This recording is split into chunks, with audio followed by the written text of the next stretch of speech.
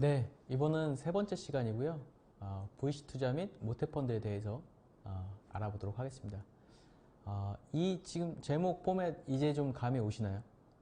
VC 투자라는 어떤 비이클을 정부 사이드에서 모태펀드라는 제도를 통해서 돕고 있다는 느낌이 느껴지시죠?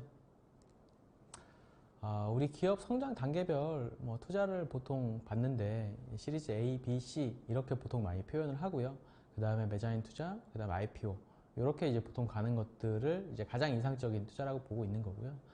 이 밑에 보시면 데스밸리 구간에서 사실은 이제 계속 캐시가 버닝되기 때문에 이 구간들을 사실 이제 정부 지원 사업이나 엔젤 투자를 받아서 이 비용들을 이제 채워 나가는 개념으로 보시면 될 것 같습니다. 보통 이제 엔젤 펀드, VC 펀드 차이가 뭐냐라고 얘기하면 사실은 엔젤 단위에서 할 수 있는 단위 금액하고 VC 단위 금액의 차이가 사실은 가장 큰 것 같고요. 그리고 또 가지고 있는 어떤 가장 큰 차이는 사실은 우리 공모 펀드, 그러니까 사실 여기 사모 펀드라는 개념 자체를 이해를 좀 못하시는 분들이 계셔서 좀 간단하게 좀 말씀을 드리면 우리가 어디 회사가 이번에 상장을 했는데 공모가를 선회했다 뭐 이런 얘기를 좀 들어보신 적 있죠. 그러면 공개된 방식으로 누구나 50인 이상의 사람들도 투자를 할 수 있는 다수의 개인이 투자하는 형태로 보시면 될 것 같고요. 지금 이제 법이 좀 바뀌어서 100인, 200인까지도 좀 제도가 좀 보완이 되고 있는데 기본적으로는 49인까지의 사람들을 소수의 기관 투자자들, 소수의 LP들, 아까 말씀드렸던 LP들이 돈을 모아서 투자하는 것이 사모펀드라고 보시면 되고 모든 VC는 사모펀드다라고 생각하시면 될 것 같습니다. 처음에 엔젤 투자에서도 제가 GP, LP 개념에 대해서 좀 말씀드렸었는데요. 여기에서도 우리 제너럴 파트너, GP, 그리고 리미티드 파트너, LP에 대해서 이해를 가지고 계시면 좋을 것 같아요.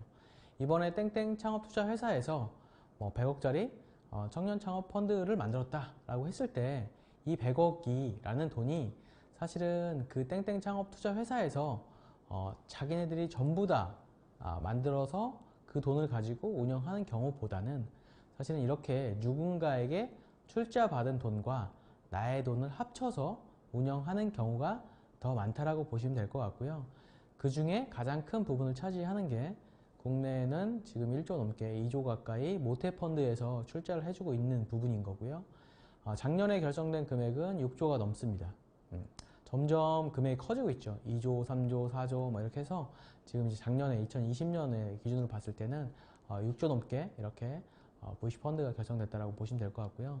다른 주요 LP들 같은 경우에는 연기금, 은행, 증권사, 보험사, 그 다음에 우리가 많이 알고 있는 사학연금회관, 경찰, 공제회 뭐 이런 곳들의 돈들이 이러하게 롱텀으로 오래 운영해야 되는 곳들이 대체 투자의 수단 하나로 이렇게 LP로 참여하고 있다라고 보시면 될 것 같습니다. 보통 우리 VC라고 명명하는 라이센스는 두 가지입니다. VC라고 얘기하는 라이센스는 창토사하고 신기사라는 두 가지를 합쳐서 보통 VC라고 부르는 거고요. VC는 벤처 캐피탈의 약자인 거죠. 그래서 창업 투자 회사 같은 경우에는 2018년부터 좀 완화돼가지고 자본금 50억에서 자본금 20억으로 완화됐고요. 전문 인력 2명 이상 중소벤처 기업부 산하에 있는 거고요. 대부분의 창업 투자 회사들이 VC들이 여기에 속한다라고 보시면 될 것 같고요. 국내에는 한 100여 개 정도 수준이라고 보시면 됩니다. 신기사라고 부르는 신기술 금융회사 같은 경우에는 자본금 100억 원 이상이 되어야 하고요. 여신금융업법을 따르고 금융위원회 산하에 있다라고 보시면 될 것 같습니다.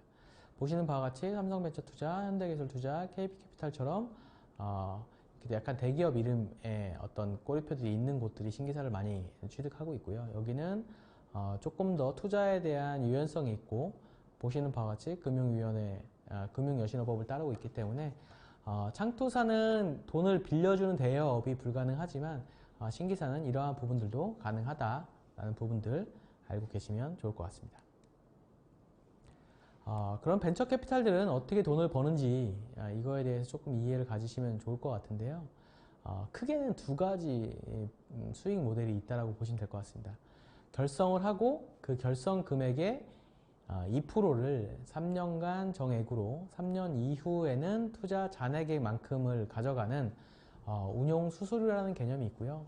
일종의 월급 개념처럼 연간 단위로 해서 전체 금액의 일부를 가져간다라고 생각하시면 될 것 같고요. 성과급 개념에 성공보수라는 개념이 있고요. 보통은 한 20% 정도라고 보시면 됩니다. 그럼 이 성공보수의 기준은 뭐가 되냐라고 보시면 우리가 처음에 제시했던 기준 수익률 IRR 8% 정도라고 보시면 되고요. 보통 만기는 7년, 8년이고요. 작년 같은 경우에 13년짜리 최장 펀드도 나오긴 했는데 굉장히 좀 이례적인 거고, 이러한 경우들이 기본 이해를 가지시고요. GP가 아까 말씀드린 LP들의 돈을 모아서 한 200억 정도를 만들었다고 하면 예를 들어보고 한번 설명을 드려볼게요. GP 최소 출자 금액은 1%, 200억이라고 하면 2억 원만 내면 되는데, 사실은 내가 저희한테 투자하면은 저희가 수익을 내 가지고 당신들한테 리턴을 해드리겠어요 라고 얘기하면서 나는 1%만 내면서 그렇게 얘기하고 다니기에는 사실은 조금 어색할 수 있겠죠. 그렇기 때문에 보통은 2%, 3%, 5% 이상도 넣는 경우들이 존재합니다. LP들의 어떤 묶음을 제가 여기 그냥 표현으로 LP스라고 그냥 표현을 형식상 했고요. 이런 단어는 존재하지 않습니다. 195억을 모았다라고 보면요, 200억이죠. 투자 원금은 GP 5억 원, LP들이 195억 원을 모았고요. 이게 7년 동안 운영을 잘 해서 600억으로 회수했다라고 한번 예를 들어볼게요. 기준 수익률 8%인데 20%를 달성을 한 거죠. 그래서 그러면 이 600억 중에 원금만큼은 다시 이제 나눠줘야겠죠. 원금을 먼저 나눠주고 5억 원, 195억을 나눠주고요. 그 다음에 수익금액 400억 중에 우리 원래 성공보수 20% 가져가기로 했으니까 기준 수익률 초과된 부분에 대해서 우리가 가져가는 거고요. 195억을 내신 우리 LP분들은 n분의 1로 해서 320억을 가져가시는 거고요. 5억을 낸 GP는 80억의 어떤 수익을 창출하게 되는 겁니다. 보시는 바와 같이 나는 큰 돈을 넣지 않았는데 성공보수를 기반으로 해서 굉장히 큰 돈을 벌었죠.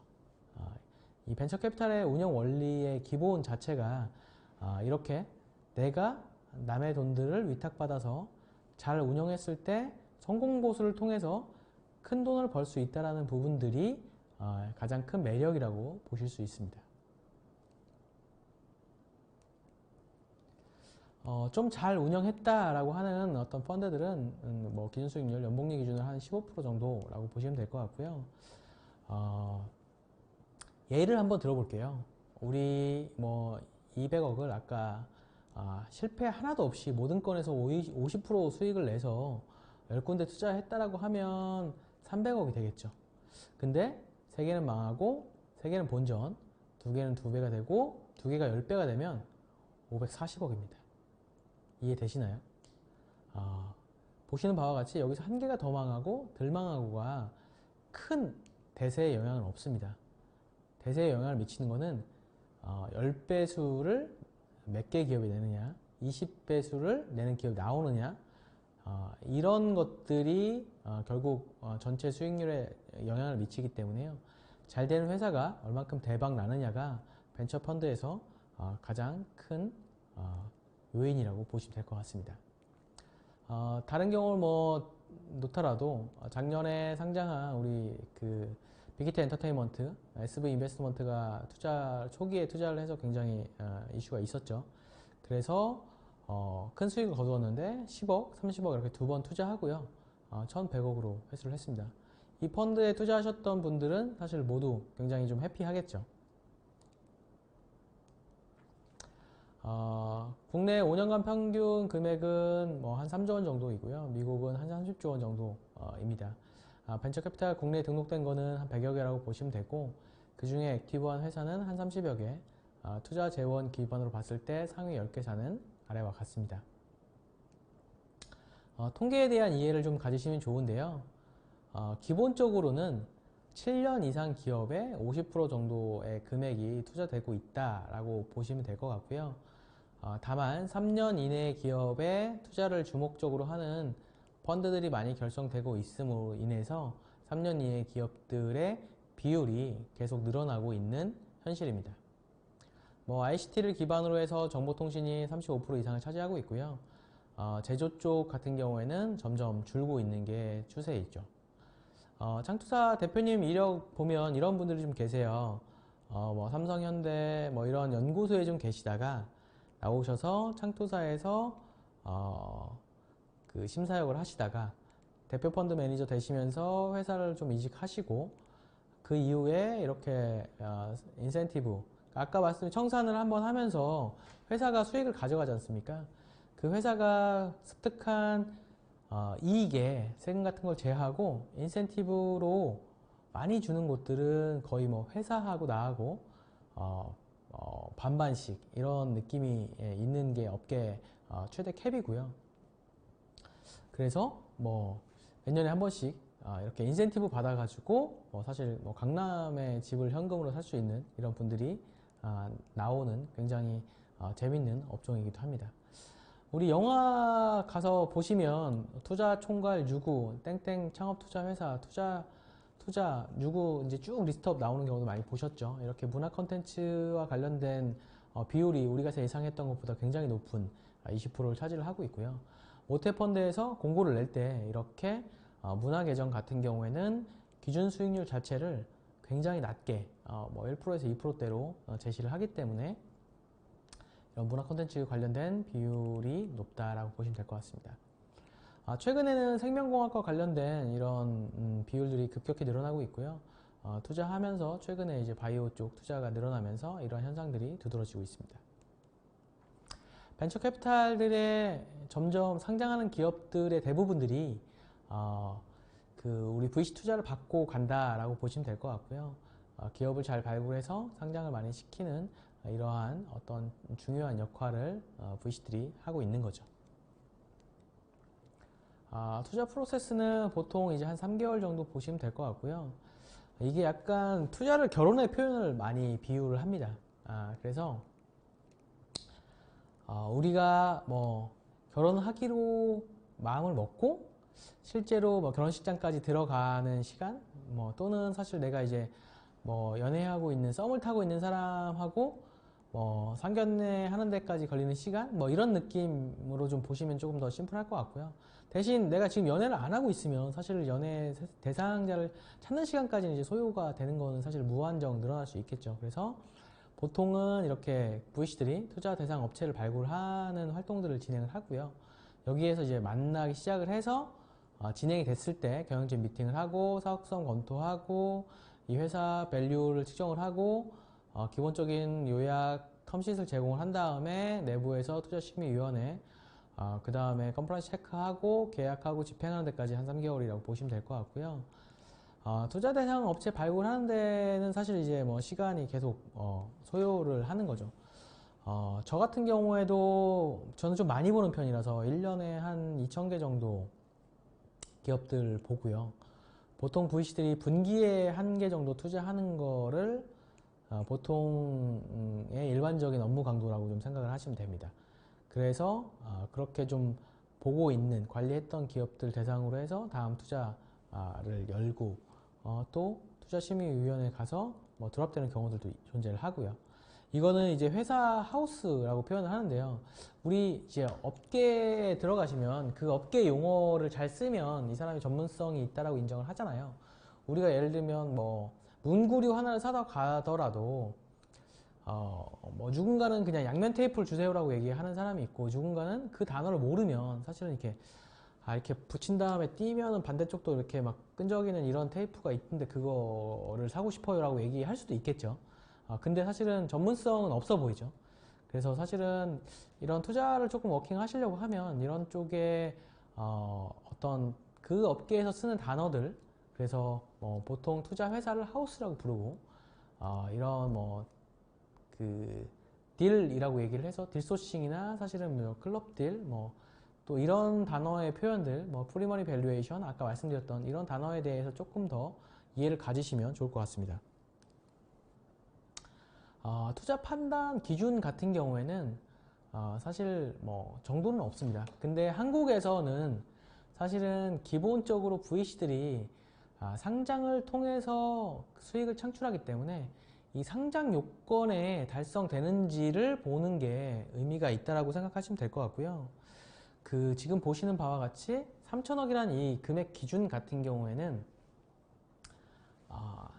시장에 들어가서 시장을 다 먹을 수 없겠죠. 그러다 보니까 한 3천억 정도 되는 시장 사이즈를 타겟하고 있어야지 이 시장에 들어가서 10%, 20%, 30% 이렇게 시장 점유를 했을 때 기본적인 상장 요건 매출을 좀 맞출 수 있는 그런 요건에서의 의미인 거지, 이게 좀 절대적인 어떤 그런 느낌은 아니라는 취지를 좀 이해해 주시면 좋을 것 같습니다.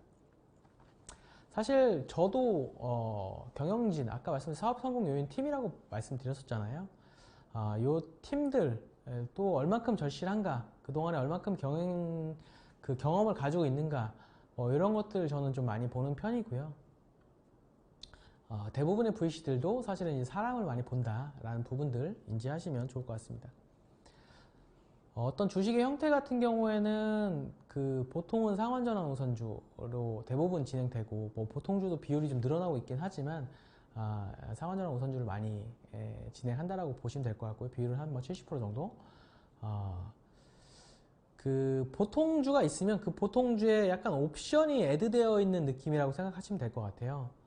그래서 상환권과 전환권이 붙어져 있는 우선주다, 이런 느낌인데, 우리 이 상환이라는 단어 때문에 사실은 약간 오해를 많이 하세요. 어떤 오해를 하냐, 우리 삶에서 상환이라는 단어를 사실 많이 쓸 일이 별로 없죠. 사실은 뭐 기껏해야 쓸 일이, 나 드디어 뭐 몇 년 만에 주택 담보대출 다 상환했어, 이런 단어 쓸 수 있겠죠. 그러다 보니까 이 상환이라는 단어에 우리가 자유현상에 나도 모르게 갚아야 되는 돈, 이런 느낌이 붙어 있는 것 같아요. 그러다 보니까 상환주나 우선주로 투자를 받으면 내가 갚으라고 하면 갚아야 되는 건가? 라고 생각할 수 있겠죠. 근데 이건 일종의 투자자 보호장치라고 보시면 될 것 같고요. 어떨 때 이 상환권이 액티브가 되냐면, 제가 대표님한테 투자를 했어요. 근데 이 기업이 어릴 때 말씀하셨던 대로 잘 사업이 돼서 성장을 했는데, 이 대표님이 후속 투자 받으시면서 제가 엑시트할 수 있는 기회도 안 주시고, 상장도 안 하시고, M&A도 안 하시고, 뭐 배당도 안 하세요. 그러면 대표님은 사실 이제 큰 사업을 하시고 계시고, 그에 걸맞는 직원들, 복지, 연봉, 차량, 이런 것들을 계속 이제 늘려가시는데, 투자자는 계속 그냥 쳐다만 봐야 되는 거예요. 이럴 때 배당 가능 이익 내에서 상환권을 청구를 요청을 해서 처음에 계약했던 복리 기준 이율만큼 투자자가 이율을 받아가서 엑시트할 수 있는 기회를 가져갈 수 있는 최소한의 투자자 보호장치라고 생각하시면 될 것 같고요.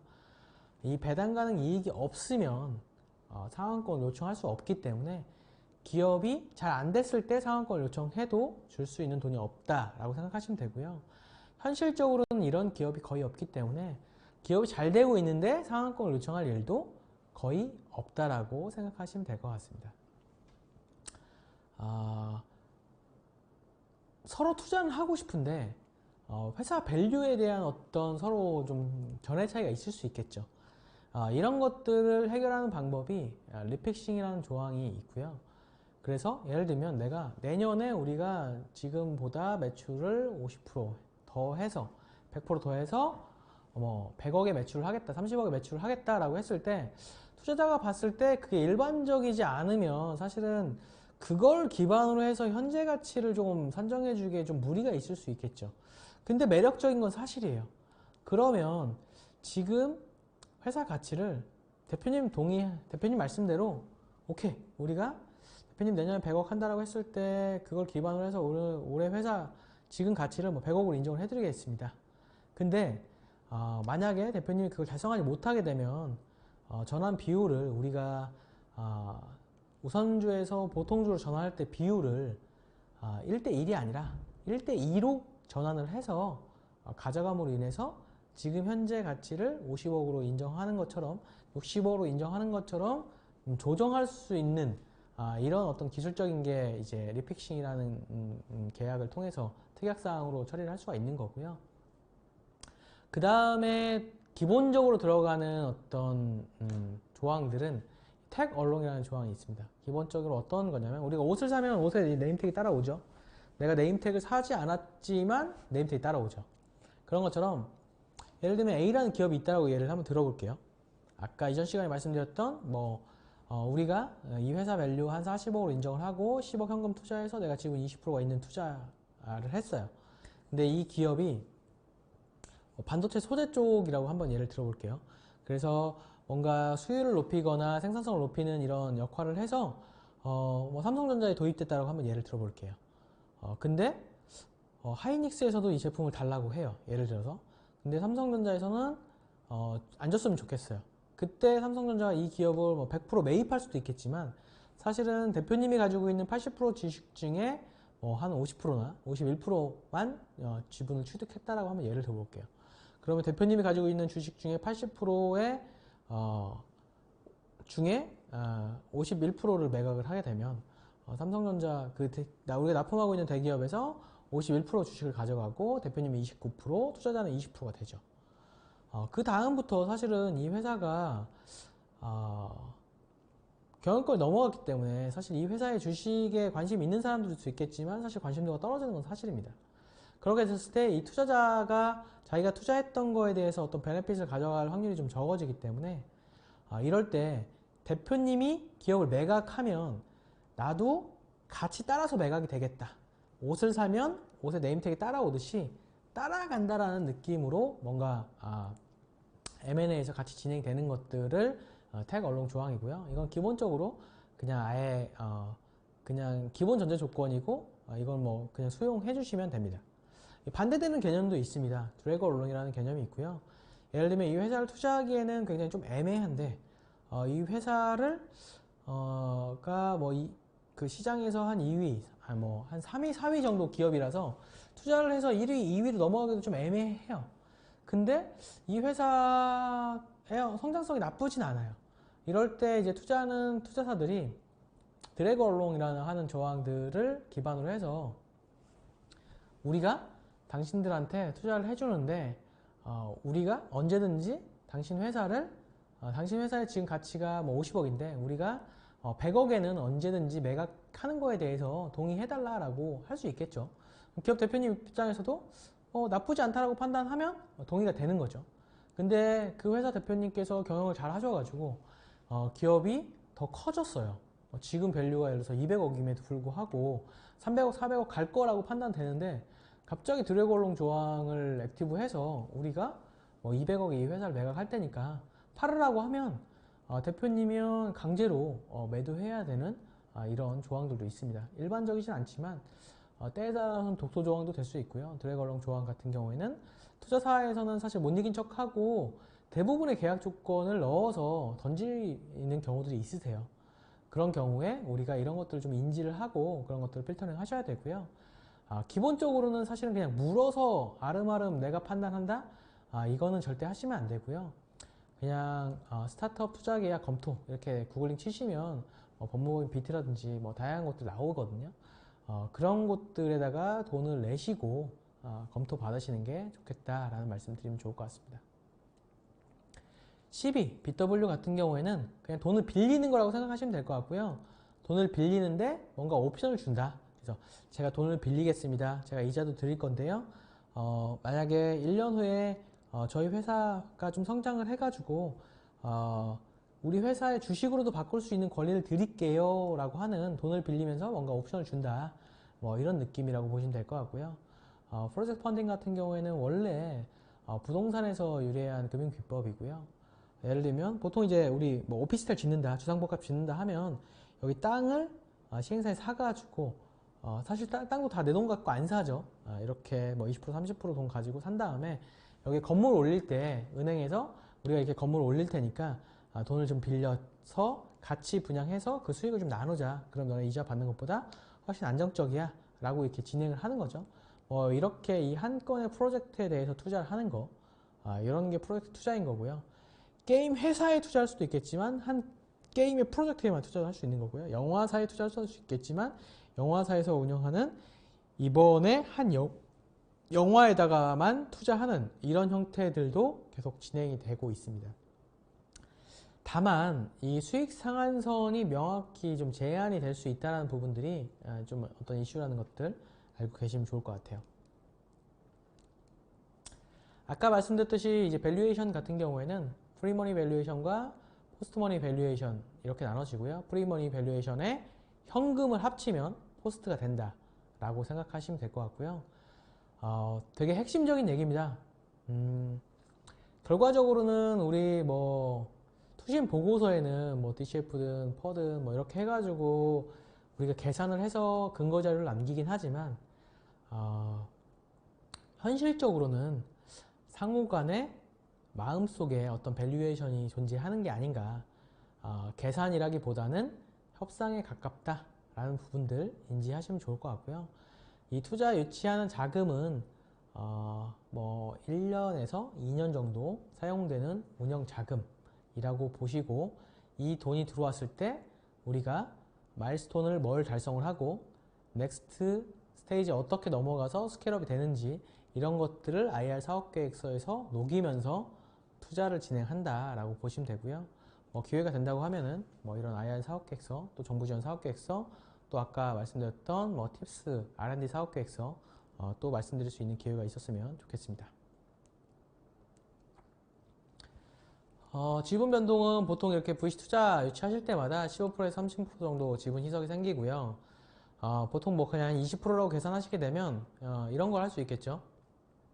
이번에 어디가 얼마를 투자 받았다 라고 하면 곱하기 한 5 정도를 해보시면 그 회사 밸류가 얼마 정도 되는구나 라고 생각하실 수 있겠죠.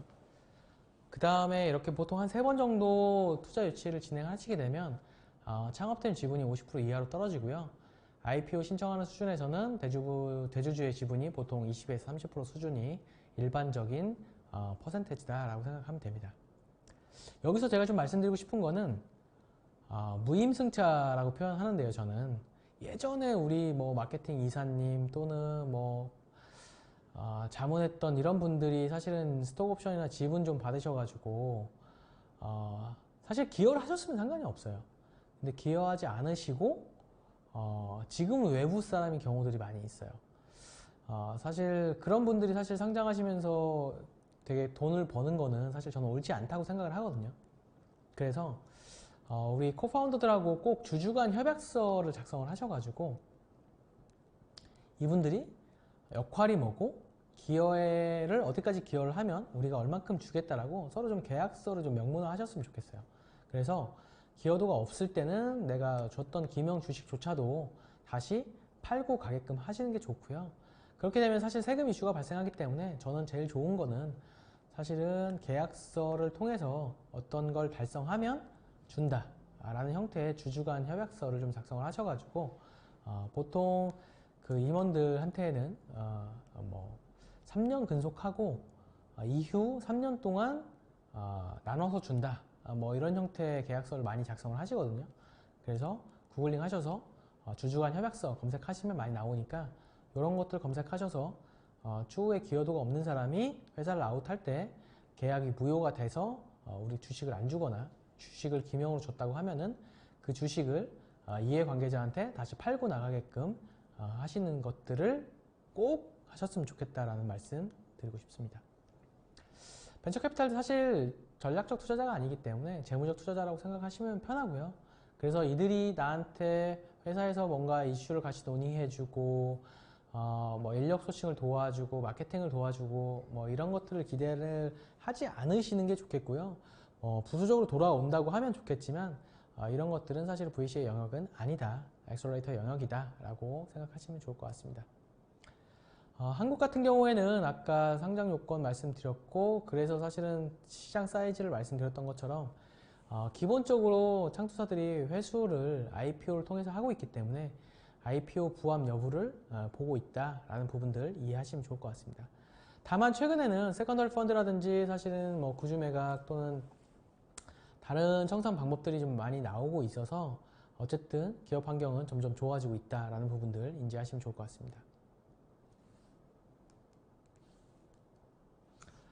네, 한국 VC는 기본적인 어떤 어려움을 가지고 있는데요. 그게 기본적으로 아까 말씀드렸듯이 IPO에 의존을 하고 있고, 이 IPO까지 하는데 평균 걸리는 지금 통계 숫자는 11년입니다.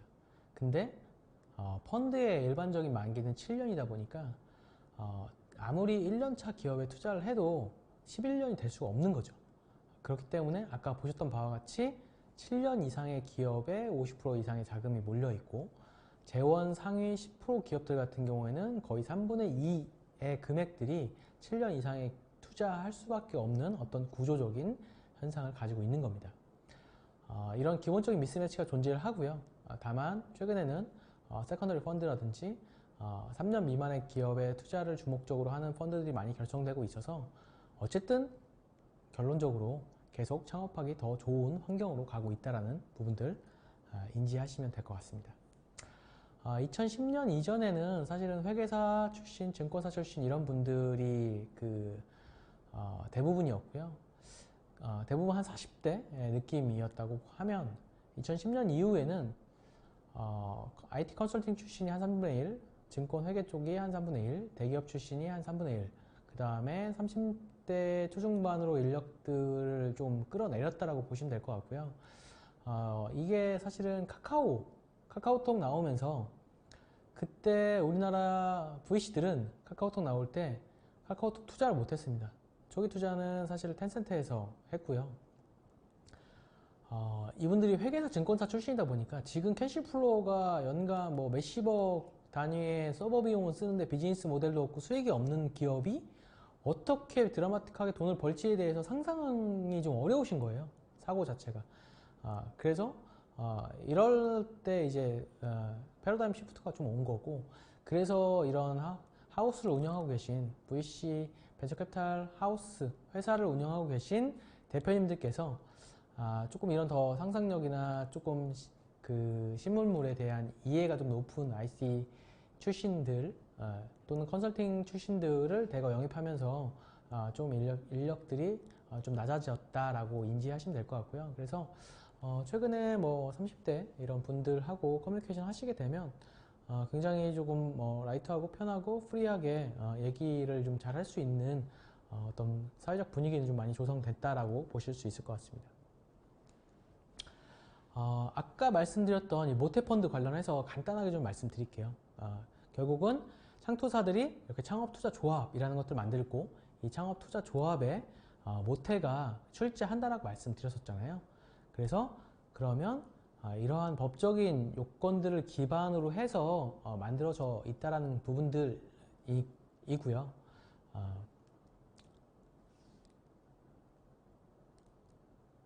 그래서 이렇게 창투사 설립 요건을 점점 낮춰서 창투사들이 계속 더 많이 만들어질 수 있게끔 진행을 하고 있는 거고요. 최근에는 LLC라고 해서 일종의 주식회사 개념이 아니라 유한회사 개념의 어떤 창투사들을 도입해서 더 진입장벽이 좀 낮아지고 있다라고 보시면 될 것 같습니다.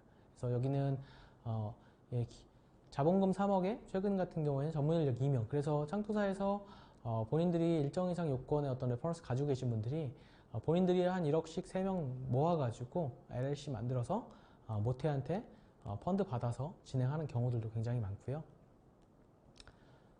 뭐 요건 같은 경우에 제가 좀 넘어가도록 하겠습니다.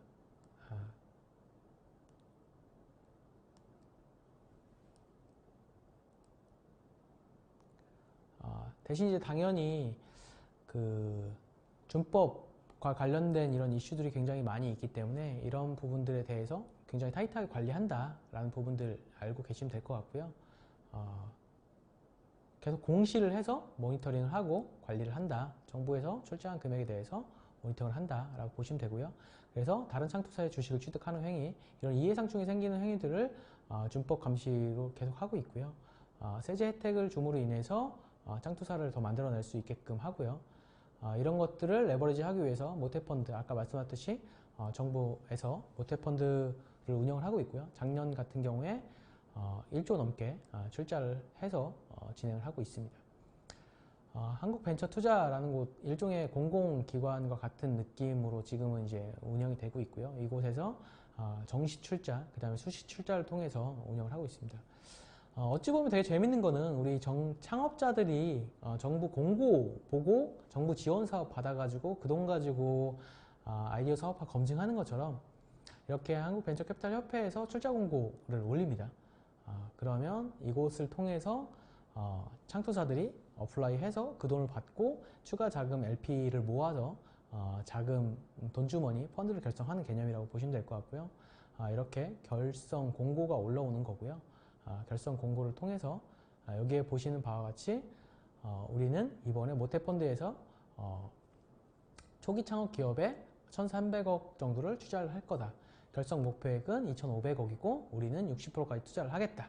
뭐 이런 식으로 단계별로 주 목적을 명시를 해서 출자 범위와 퍼센트와 금액을 하면요. 이거에 맞춰서 창투사들이 우리가 거기에 지원을 하고 복수 지원을 하고 해서 공정 경쟁을 통해서 우리 회사가 그동안 수익을 달성한 퍼센테지가 이 정도 퍼센트니까 우리한테 주세요. 우리가 이 펀드를 운영할 대표 펀드 매니저가 누구니까 이 사람 트랙 레코드를 기반으로 봤을 때 우리가 이 정도 수익을 달성할 수 있습니다. 이런 것들을 어플라이 해가지고 이 정부가 출연한 돈들을 받아서 이 돈들을 기반으로 해서 우리가 얼만큼을 모았으니까 LP들 얼마 좀 들어오셨으면 좋겠다라는 설득이 좀 더 쉬워지겠죠. 그래서 결성을 계속 부스트업 한다라고 보시면 될 것 같습니다. 그래서 개인 투자 조합할 때도 지원을 해주고요. 청년 창업 주목적인 경우에도 이렇게 투자를 해주고요. 청년 창업 요건 같은 경우에는 39세 미만 창업자인 경우 뭐 이런 식으로 요건이 정해져 있습니다. 사회적 가치를 창출하는 이런 소셜 임팩트 펀드, 그 다음에 소재 부품 장비 쪽 출자를 주목적으로 하는 펀드들. 그래서 정부에서 지금 상황에 맞는 이런 펀드를 만들어냄으로 인해서 그쪽 섹터에 돈이 더 원활하게 운영될 수 있게끔 진행을 하는 거죠. 보시는 바와 같이 M&A 펀드, 세컨더리 펀드들도 이렇게 출자 공고를 통해서 진행을 하고 있습니다. 보시는 바와 같이 창투사들도 이렇게 1차 서류평가, 2차 대면 평가를 통해서 공고를 받아서 돈을 받아서 진행이 되는 거죠. 모태펀드 이해까지 저는 오늘 강의를 좀 마치도록 하고요. 오늘 같이 강의한 거 다시 한번 좀 서머리하는 시간을 좀 가져보도록 하겠습니다. 제가 창업성공 요인이 뭐라고 말씀드렸었죠?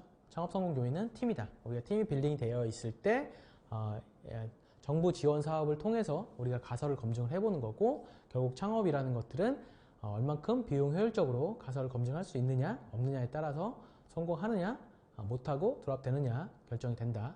이렇게 정부 지원 사업을 가지고 시장성과 사업성을 검토한 이후에 엑셀러레이터 투자를 받기 전에 엔젤 투자를 받아서 처음에 지인들 단위에서 나를 아는 사람들한테 사실 엔젤 투자를 받는 거죠. 그래서 내 사업이 검증이 되면 엔젤 투자를 받고 엔젤 매칭 펀드를 받아서 일정 이상의 자본과 요건을 맞춰서 시장을 탐색하신 이후에 스케일업을 하기 위해서 엑셀러레이터 투자를 받으시고 이 제품을 고도화하기 위해서 팁스라는 제도를 통해서 R&D 자금 5억 원을 받으시면 기업이 더욱더 풍성해지겠죠.